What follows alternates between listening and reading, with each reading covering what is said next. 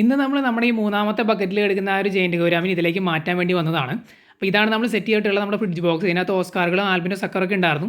അതിനൊക്കെ നമ്മൾ മാറ്റി ആൽബിനോ ടൈഗറുകൾ കിടന്നിരുന്ന ഔട്ട്ഡോർ ടാങ്കിലേക്കാണ് നമ്മൾ ഇവരെ മാറ്റിയത്. എന്നിട്ട് ഇപ്പോൾ ഇത് കാലിയാക്കി ഇട്ടിരിക്കുകയാണ്. ഇതിൽ ഞാൻ കുറച്ച് ആൽഗെ വാട്ടറൊക്കെ ഒഴിച്ചൊന്ന് കണ്ടീഷനാക്കി ഇട്ടിട്ടുണ്ട്. പക്ഷേ അത് ഫുള്ളായിട്ട് ആൽഗെ വന്നിട്ടില്ല. പിന്നെ അതിനകത്ത് സോൾട്ടൊക്കെ ആഡ് ചെയ്ത് കൊടുത്തിട്ടുണ്ട് ആ ഒരു ഫ്രിഡ്ജ് ബോക്സിൽ. ഇന്ന് നമ്മൾ ഈ കാണുന്ന ബക്കറ്റുകളിലൊക്കെ വാട്ടർ ചേഞ്ച് ചെയ്യുന്ന ദിവസമാണ്. അപ്പോൾ അതിൻ്റെ കൂടെ തന്നെ ഈ ട്രാൻസ്ഫറിങ്ങിൻ്റെ പരിപാടി ചെയ്യാമെന്ന് വിചാരിച്ചു. ഈ കാണുന്ന മൂന്നാമത്തെ ബക്കറ്റിൽ കിടക്കുന്ന കുഞ്ഞ് കുറച്ച് വലുതാണ്. എനിക്ക് തോന്നുന്നു ഏകദേശം ഒരു 5 ഇഞ്ചൊക്കെ സൈസുള്ളതാണ്. അപ്പോൾ ഈ ഒരു ബക്കറ്റ് സൈസ് കുറച്ച് ചെറുതായതുകൊണ്ട് നമ്മൾ പെട്ടെന്ന് മാറ്റാമെന്ന് വിചാരിച്ചതാണ്.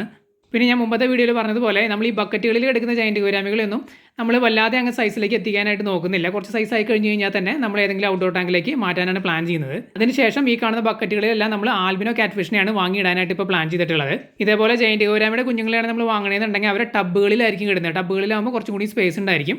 എന്നിട്ട് കുറച്ച് നാൾ സെറ്റാക്കിയതിന് ശേഷം നമ്മൾ ഔട്ട്ഡോർ ടാങ്കിലേക്ക് മാറ്റുന്നതായിരിക്കും.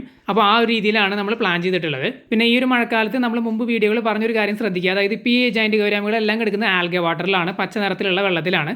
സഡനായിട്ട് നമ്മൾ ക്ലിയർ വാട്ടറിലേക്ക് മാറ്റുമ്പോൾ മഴക്കാലങ്ങളിലൊക്കെ സ്ട്രെസ് വരികയാണെന്നുണ്ടെങ്കിൽ ചിലപ്പോൾ ഫംഗസ് വൈറ്റ് സ്പോട്ടൊക്കെ വരാൻ സാധ്യതയുണ്ട്. ഞാൻ പറഞ്ഞിട്ടുണ്ടായിരുന്നു നമ്മുടെ ജൈൻറ്റ് ഗൗരാമികൾക്ക് ഇതുവരെ ഈ ഫംഗസ് വൈറ്റ് സ്പോട്ടൊന്നും വന്നിട്ടില്ല. എങ്കിലും ശ്രദ്ധിക്കുന്നത് നല്ലതാണ്. വേറെ പല ആൾക്കാരും നമ്മളോട് പറഞ്ഞിട്ടുണ്ട് അവർക്ക് ഈ അസുഖങ്ങൾ വന്നതായിട്ട്, അവരുടെ കയ്യിലുള്ള ജൈൻറ്റ് ഗൗരാമികൾക്ക് ഈ അസുഖങ്ങൾ വന്നതായിട്ട്. അതുകൊണ്ട് മഴക്കാലങ്ങളിൽ അല്ലെങ്കിൽ തണുപ്പ് കാലങ്ങളിലൊക്കെ മീനുകൾ ഇതുപോലെ നമ്മൾ ഷിഫ്റ്റ് ചെയ്യുമ്പോൾ പ്രത്യേകം ശ്രദ്ധിക്കുക. ഫ്രിഡ്ജ് ബോക്സിനകത്ത് നമ്മൾ വെള്ളം നിറച്ച സമയത്ത് കുറച്ച് ആൽഗെ വാട്ടർ വെച്ചിട്ടാണ് നമ്മൾ ടോപ്പ് അപ്പ് ചെയ്തത്. എങ്കിലും അതിനകത്ത് ഈ ആൽഗെ ഫോം ചെയ്ത് വരുന്നത് വളരെ സ്ലോ ആയിട്ടാണ്. കാരണം അതിനകത്ത് മീനുകളൊന്നും ഇല്ലാത്തതുകൊണ്ട്.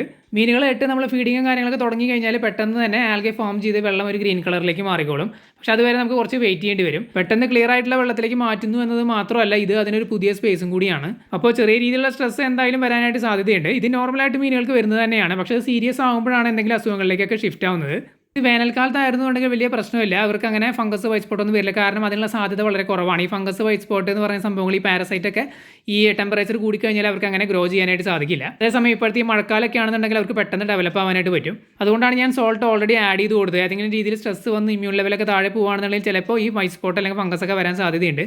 അപ്പോൾ സോൾട്ട് ഉള്ളതുകൊണ്ട് പിന്നെ നമ്മൾ പേടിക്കേണ്ട കാര്യമില്ല. കണ്ടില്ലേ, പുള്ളിക്കാരൻ ചെറിയ സ്ട്രെസ്സും കാര്യങ്ങളൊക്കെ ഉണ്ട്. അതുകൊണ്ടാണ് ഇങ്ങനെ സ്റ്റില്ലായിട്ട് നിൽക്കുന്നത്. അപ്പോൾ ഇതിനകത്ത് നമുക്ക് പെട്ടെന്ന് ചെയ്യാൻ പറ്റുന്ന ഒരു കാര്യം എന്താണെന്ന് വെച്ച് കഴിഞ്ഞാൽ, ഈ ടാങ്കിൻ്റെ ഒരു പകുതി ഭാഗം വരെ നമ്മൾ മരത്തിൻ്റെ പലകയോ ടാർപോളിൻ ഷീറ്റോ അല്ലെങ്കിൽ തെർമോക്കോളിൻ്റെ എന്തെങ്കിലും ഷീറ്റ് ഉണ്ടെങ്കിൽ ജസ്റ്റ് കവർ ചെയ്ത് കൊടുക്കുക. ഫുള്ളായിട്ട് കവർ ചെയ്ത് കൊടുക്കണം നിർബന്ധമില്ല. ചില ആൾക്കാർ ഫുള്ളായിട്ട് കവർ ചെയ്ത് കൊടുക്കാറുണ്ട്. അങ്ങനെ ചെയ്യണമെങ്കിൽ ചെയ്യാം. അടുത്ത ഒരു 2-3 ദിവസത്തേക്ക് അങ്ങനെ ചെയ്താൽ മതി. അത് കഴിഞ്ഞ് കഴിഞ്ഞാൽ പതുക്കെ അത് നമുക്ക് റിമൂവ് ചെയ്യാം.